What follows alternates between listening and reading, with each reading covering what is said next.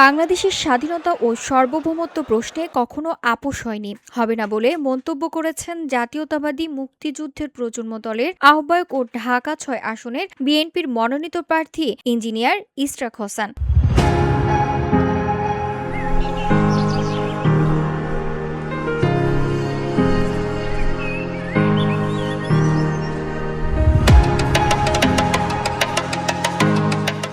জানুয়ারি রাজধানী জিয়া উদ্যানে মুক্তিযোদ্ধা দল ও মুক্তিযুদ্ধের প্রজন্ম দলের উদ্যোগে বিএনপির চেয়ারপারসন বেগম খালেদা জিয়ার কবরের শ্রদ্ধা নিবেদন ও পুষ্প অর্পণ শেষে তিনি এই মন্তব্য করেন।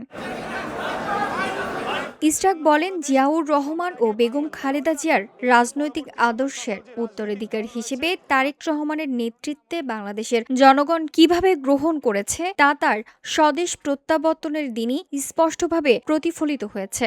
এর পাশাপাশি দেশ ও বিদেশে আন্তর্জাতিক মিডিয়া, কূটনৈতিক মহল এবং সুশীল সমাজে গত এক বছরে তারেক রহমানের বক্তব্য ও ভবিষ্যৎ বাংলাদেশ নিয়ে উপস্থাপিত রূপরেখা ব্যাপক আলোচনার জন্ম দিয়েছে। তিনি বলেন, একটি বৈষম্যহীন গণতান্ত্রিক ও স্বাধীন সার্বভৌম রাষ্ট্র গঠনের লক্ষ্য সামনে রেখে তারেক রহমান পররাষ্ট্রনীতি, শিক্ষা ব্যবস্থা, স্বাস্থ্য ব্যবস্থা, পরিবেশগত বিপর্যয় এবং বৈশ্বিক জলবায়ু পরিবর্তনের মতো গুরুত্বপূর্ণ ইস্যুতে সুস্পষ্ট দিক নির্দেশনা দিয়েছে। একই সঙ্গে সাধারণ নাগরিকের দৈনন্দিন সমস্যা সমাধানের বাস্তব ভিত্তিক পরিকল্পনাও জাতির সামনে তুলে ধরেছেন। কাজ করতে চান তাদের বেগম খালেদা জিয়ার প্রসঙ্গ টেনে ইশরাক হোসেন বলেন, অসুস্থ শরীর নিয়েও কারাবরণ করে তিনি প্রমাণ করেছেন বাংলাদেশের প্রশ্নে কোনো আপোস নেই। নিজের কারাবরণের অভিজ্ঞতা থেকে তিনি বলেন, কারাজীবন কতটা কষ্টের তা তিনি জানেন, তবুও আপোসের পথ বেছে নেওয়া হয়নি।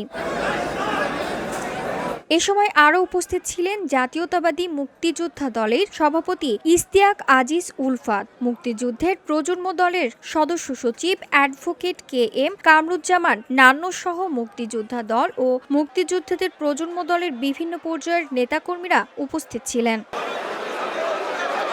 VOD Bangla news desk.